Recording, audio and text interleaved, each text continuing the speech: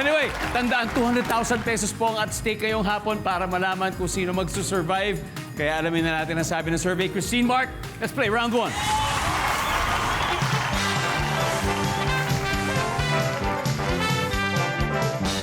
Yep. Good luck, good luck. Narito na. Top 6 answers are on the board. Kung impersonator ka ni Miss Jessica Soho, anong linya ang posibleng marinig namin sa'yo? Go! Mark. Kapuso. Kapuso. Kapuso. Wala.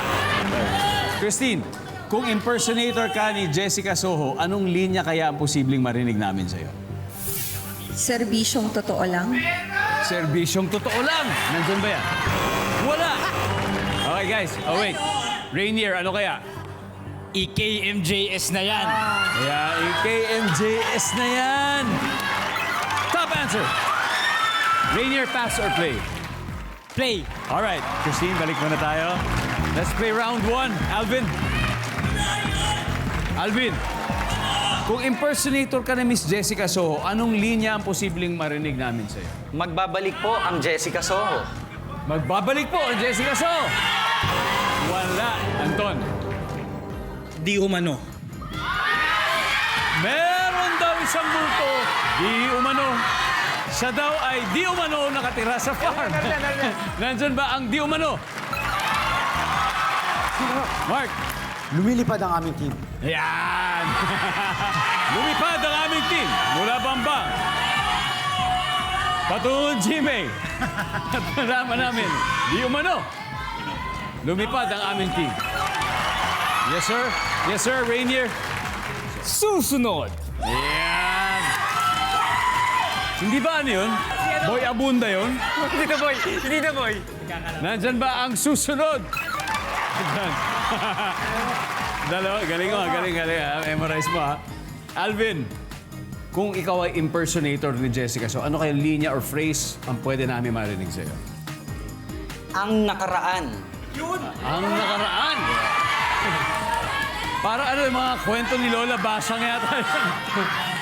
Ang nakaraan. Wala. Girls, pwede na kayo mag-usap-usap, ha? Anton, kailangan makukuha mo to, ha? Kung di makakasil. Kung impersonator ka ni Jessica, so anong linya pwede marinig sa'yo? Magbabalik po. Babalik po! Sinabi na po! Wala. Alright? Jade, ano kaya to? Mga kapuso?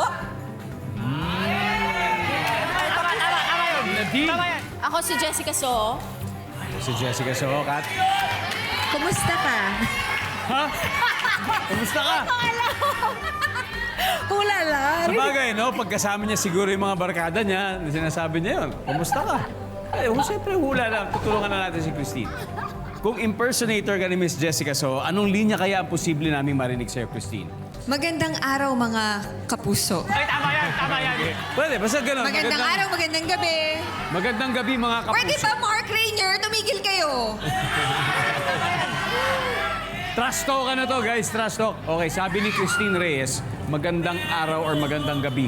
Mga kapuso, nandyan ba yan? Survey says... Wala. Alright, let's see mga hindi natin nahulaan. Number 6. Abangan. Number 5. Simple lang. Kapuso mo, Jessica. So, yun kasama sa extra spills parati niya ni Ma'am Jessica. Kaya, hello po, Ma'am Jessica, kung nanonood kayo. Hello po mula sa Family Feud. Naku, nami-miss na namin kayo dito sa Family Feud. Kailan po naman kayo babalik? You're welcome anytime, alright? Because of that, round 1 goes to the Dreamers. Nakaipong kaagad sila ng 76 points. Pero unbothered po ang Believers kasi umpisa pa lang ng game. Bawi-bawi ulit mamaya.